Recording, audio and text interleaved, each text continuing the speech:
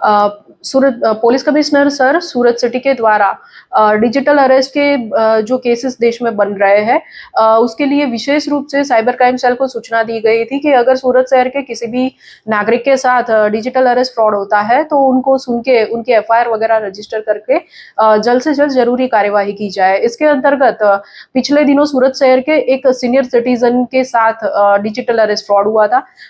उन्होंने 1930 पे कॉल किया, अपनी कंप्लेंट रजिस्टर करवाई और साइबर क्राइम सेल का संपर्क करते हुए उन्होंने हमें जो इंफॉर्मेशन दी उसके आधार पर उनकी एफआईआर रजिस्टर की गई थी। उनके साथ 1,05,00,000 का डिजिटल अरेस्ट फ्रॉड हुआ था, जिसमें साइबर क्रिमिनल्स द्वारा उनका संपर्क करके अपनी पहचान सीबीआई ऑफिसर्स और दिल्ली क्राइम ब्रांच के ऑफिसर्स वगैरह ऐसे दी गई थी। फिर उनको बताया गया था कि उनके बैंक का जो मैनेजर है वो करोड़ों रुपए के घोटाले में, मनी लॉन्ड्रिंग केस में पकड़ा गया है और उनका बैंक मैनेजर जो है वो उनका नाम दे रहा है कि ये पर्सन जो है, फरियादी जो है वो मनी लॉन्ड्रिंग केस में इन्वॉल्व है। तो साइबर क्रिमिनल्स ने उनको बताया कि अगर आपका कोई इन्वॉल्वमेंट नहीं है तो आपको हम छोड़ देंगे, उसके लिए आपको अपनी बैंक डिटेल्स हमें देनी होगी।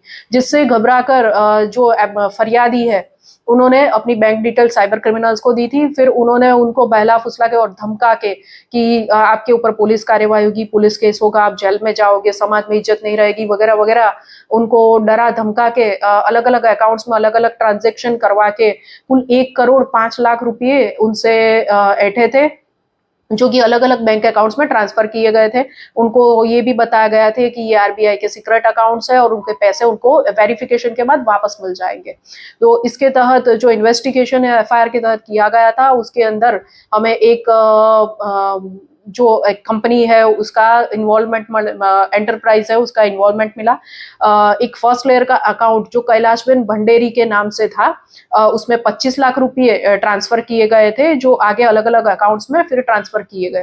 तो अभी साइबर क्राइम सेल सूरत द्वारा इन्वेस्टिगेशन करके कैलाशबेन भंडेरी जो कि अकाउंट होल्डर है और जिन्होंने अपना अकाउंट ये साइबर क्रिमिनल्स को पैसा देके यूज करने के लिए दिया है, उनको अरेस्ट किया गया है। उनके अकाउंट पे पूरे देश में 25 से ज्यादा एनसीसीआरपी कंप्लेंट्स है और उन्होंने अपना जो अकाउंट है वो अपने साथ जो उनके पहचान वाले रितेश अंटाला करके एक दूसरा आरोपी है उसको दिया था। रितेश अंटाला के भी साइबर क्राइम सेल द्वारा अरेस्ट उनको भी किया गया है। उन दोनों की अभी कोर्ट से रिमांड लेके पूछताछ आगे उन्होंने किसको अकाउंट दिया है वगैरह चल रहा है।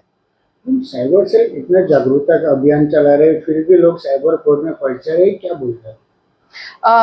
जो लोग साइबर क्राइम में फंस रहे हैं उनके लिए हम खास एक अपील करना चाहते हैं, पर्टिकुलरली डिजिटल अरेस्ट के केसेस जो बढ़ रहे हैं कि साइबर क्रिमिनल्स है वो समय समय पे अपनी एमओ चेंज करते हैं, आपको डराते हैं, धमकाते हैं, पुलिस कार्यवाही का डर दिखाते हैं। हम आपसे जो सूरत शहर की जनता है उनसे साइबर क्राइम सेल के द्वारा खास अपील करना चाहेंगे कि अगर आपको किसी भी प्रकार का डिजिटल अरेस्ट का कॉल आता है तो घबराइए मत। पुलिस ऐसे कोई भी पुलिस एजेंसी सेंट्रल या स्टेट गवर्नमेंट से कभी भी, या फिर टेलीकम्युनिकेशन डिपार्टमेंट, आरबीआई या कोई भी गवर्नमेंट एजेंसी किसी को भी डिजिटल अरेस्ट नहीं करती है और ऐसी कोई कार्यवाही इस तरह से नहीं की जाती। ये जो बीएनएसएस है उसकी जो प्रोविजंस है उसके खिलाफ है, ऐसे किसी को डिजिटल अरेस्ट नहीं किया जाता। और खास ये भी बताना चाहेंगे कि पुलिस कार्यवाही का डर बता के अगर आपको पैसे ट्रांसफर करने के लिए कोई भी आपको बताता है कि इस अकाउंट में पैसे ट्रांसफर कीजिए, तो ऐसी कोई मैकेनिज्म नहीं है आरबीआई द्वारा कि जिसके अंदर आप पैसे ट्रांसफर करो और आपके पैसे लीगल है या नहीं